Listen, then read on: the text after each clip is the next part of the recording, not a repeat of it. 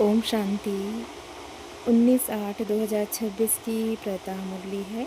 मीठे बच्चे, तुम्हें अभी रूहानी कारोबार करनी है। रूह समझकर हर कर्म करने से आत्मा निर्विकारी बनती जाती है। आज का प्रश्न बाबा पूछते हैं, स्वर्ग का वर्षा लेने और स्वर्ग में उच्च पद पाने का आधार क्या है? उत्तर में बाबा कहते हैं, ब्रह्म कुम्हार कुम्हारी बने तो स्वर्ग का वर्षा मिल जाएगा, परंतु उच्च पद का आधार है पढ़ाई। अगर बाप का बनकर अच्छी रीति पढ़ाई पढ़ते रहे, पूरा पवित्र बने तो रजाई पद मिलता है।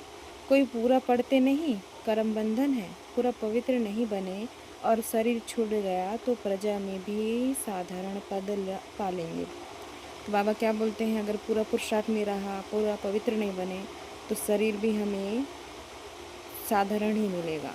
सतयुग में अगर हमारा पद होगा तो साधारण ही होगा। ओम शांति। रूहानी बच्चों को रूहानी बाप समझा रहे हैं। यहाँ रूहानी कारोबार है, बाकी सारी दुनिया में जिस्मानी कारोबार है। वास्तव में कारोबार चलती है रूहों की। आत्मा ही इस शरीर द्वारा पढ़ती है, चलती है, विकर्म करती है। इसलिए पतित आत्मा पाप आत्मा कहा जाता है।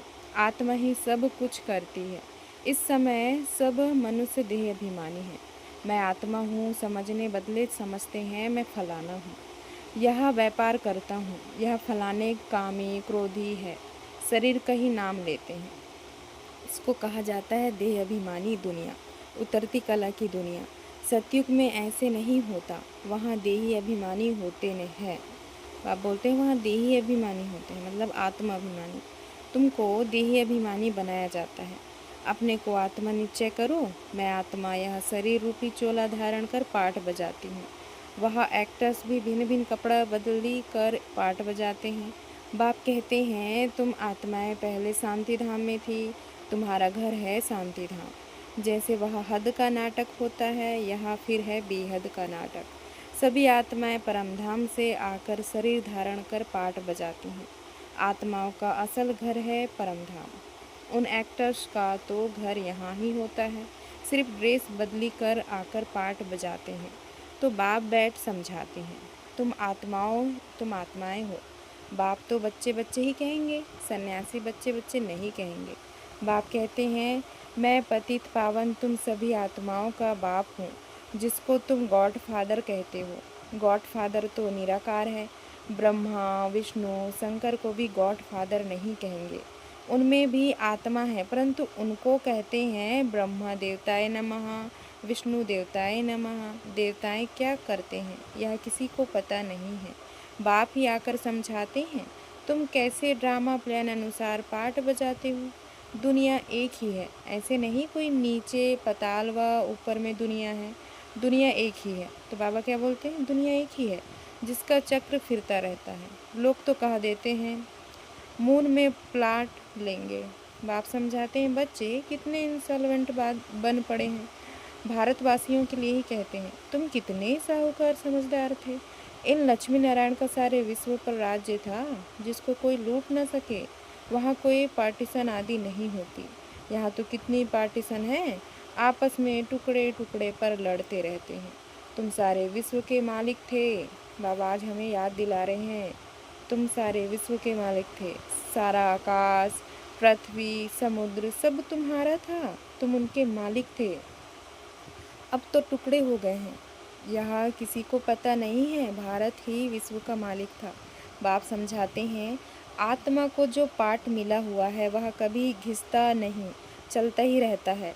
अभी तुम फिर से मनुष्य से देवता बन रहे हो, फिर 84 जन्म लेंगे। तुम्हारा पाठ चलता ही रहता है, कभी बंद नहीं होता है। कोई मोक्ष आदि पाते नहीं।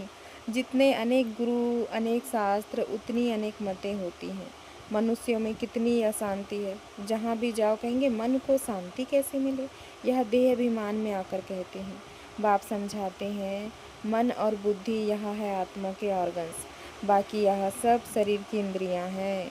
आत्मा कहती है, मेरे मन को शांति कैसे मिले। वास्तव में यह कहना गलत है। तुम आत्मा हो, तुम्हारा स्वधर्म ही शांत है। तुम ऐसे कहो, मुझ आत्मा को शांति कैसे मिलेगी। इसमें कर्म तो करना ही है। यह बातें बाप ही बैठ समझाते हैं। दुनिया में यह ज्ञान किसी को नहीं। वहाँ है भक्ति मार्ग। उनको ज्ञान का पता नहीं है। ज्ञान तो एक बाप ही देते हैं। बाप खुद कहते हैं, मैं कल्प कल्प कल्प के संगम युग पर आता हूँ। कलयुग के अंत में सभी पतित हैं। यह है रावण राज्य।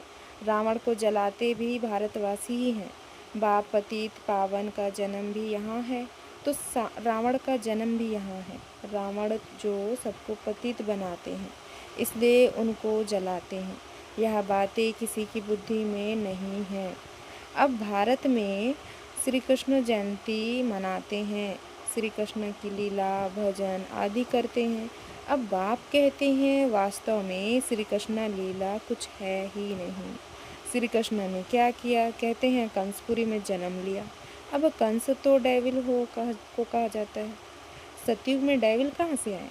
तुम जानते हो, श्री कृष्ण की आत्मा जो सतयुग में थी, वह अपने 84 जन्म भोग इस समय क्या बन गई है? पतित से पावन बन रही है।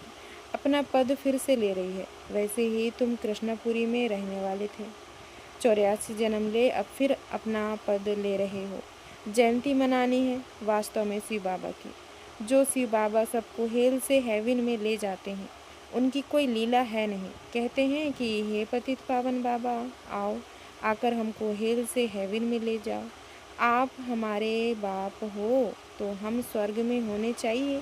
हम विशेष दुनिया में क्यों हैं? इसलिए बुलाते हैं, हे गॉड फादर, हमको इस दुख की दुनिया से लिबरेट करो। यह भी ड्रामा में नूत है। बाप कहते हैं, इस ड्रामा को कोई नहीं जानते नहीं। शास्त्रों में ड्रामा की आयु लंबी लिख दी है। नई दुनिया को पुरानी बनना ही है। सतो रजो तमो में आना ही है। यह है बेहद की बात। अभी तुम फिर से विश्व के मालिक बन रहे हो। भारतवासी जो नई दुनिया में थे, वही 84 जन्मों का पाठ बजाएंगे। अभी तुम पवित्र बनते हो, बाकी सब मनुष्य पतित हैं। तब तो पावन के आगे जाकर नमन करते हैं। पावन को पावन नमन क्यों करेंगे? सन्यासी पावन है तो तब तो पतित मनुष्य उनके आगे माथा झुकाते हैं।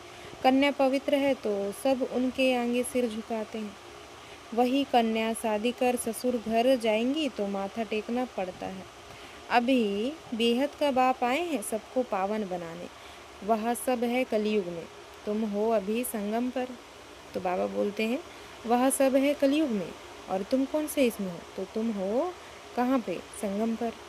अब तुमको पतित दुनिया में नहीं जाना है। यह है ही कल्याणकारी युग। बाप आकर सबका कल्याण करते हैं। तुम अभी श्री कृष्ण जयंती मनाएंगे, नहीं तो लोग समझेंगे यह तो नास्तिक हैं। नास्तिक वास्तव में उनको कहा जाता है जो अपने बाप को और रचना के आदि मध्य अंत को नहीं जानते हैं। इस समय सब निधन के अरफन बन पड़े हैं। बाबा क्या बोलते हैं? इस समय सब निधन के अरफन बन पड़े हैं। घर घर में झगड़ा है, एक दो को मारने में देरी नहीं करते हैं, इसलिए इसको नास्तिकों की दुनिया कहा जाता है। बाप को ना जानने वाले तुम हो जानने वाले। अभी तुम समझते हो कि हम पत्थर बुद्धि थे, बाप हमको पारस बुद्धि बना रहे हैं और कोई तकलीफ की बात नहीं। बाप सिर्फ कहते हैं, क्या कहते हैं बाबा? एक घंटा पढ़ो, अपने को आत्मा समझ मुझ बाप को याद करो। शरीर को याद करेंगे तो लौकिक संबंधों की याद आएगी। देही अभिमानी रहेंगे तो मुझ बाप की याद रहेगी। यह तो है ही विशेष दुनिया। विषय सागर में गोते खाते रहते हैं, विष्णु को सिर सागर में दिखाते हैं। कहते हैं वहाँ घी की नदियाँ बहती है, यहाँ तो घास लेट भी नहीं मिलता। फ़र्क है ना? तो तुम बच्चों को कितनी खुशी होनी चाहिए। बाप ही खवैया है ना, गाते भी हैं, नैया मेरी पार लगाओ। यह सब नैयाएँ हैं, खिवैया एक बाप ही है। यह शरीर यहाँ ही छोड़ देंगे, बाकी आत्माओं को पार ले जाएंगे शांति धाम। वहाँ से फिर भेज देंगे। कहाँ भेज देंगे? सुखधाम में। परम पिता परमात्मा को ही खिवैया कहा जाता है। बाप ही महिमा गाते हैं अनेक प्रकार से। अभी तुम पवित्र दुनिया के मालिक बनते हो। श्री श्री शिव बाबा आए हैं श्रेष्ठ बनाने। खुद भगवान कहते हैं, यह भ्रष्टाचारी दुनिया है। अभी तुम परम पिता परमात्मा की श्रीमत पर चल श्रेष्ठाचारी बनते हो। कितनी यह गुप्त रमणीक बातें हैं जो तुम बच्चों को ही समझ में आती है, औरों को समझ में आएंगी ही नहीं। तुम जानते हो कि अभी देवी देवता धर्म का कलम लग रहा है। जो भी देवी देवता धर्म वाले और धर्मों में चले गए हैं वही आकर फिर ब्राह्मण बनेंगे। ब्रह्मा कुम्हार कुम्हारी बनने बगैर बाप से स्वर्ग का वर्षा ले नहीं सकते। अभी तुम ब्रह्मा कुम्हार कुम्हारियाँ स्वर्ग का क्या ले रहे हो? वर्षा ले रहे हो। जितना पुरुषार्थ करेंगे कराएंगे उतना उच्च पद पाएंगे। सब तो इतना नहीं कर सकते। पूरा नहीं पढ़ेंगे तो उसका नतीजा क्या होगा? अगर शरीर छूट जाए तो स्वर्ग में आ जाएंगे, परंतु बाबा बोलते हैं स्वर्ग में तो आ जाएंगे, परंतु प्रजा में बिल्कुल ही साधारण। अगर बाप का बनकर अच्छी रीति पढ़े तो रजाई पद पा सकते हैं, नहीं पढ़ते हैं तो समझेंगे उनकी तकदीर में नहीं है। पवित्र रहेंगे पढ़ेंगे तो उच्च पद पाएंगे।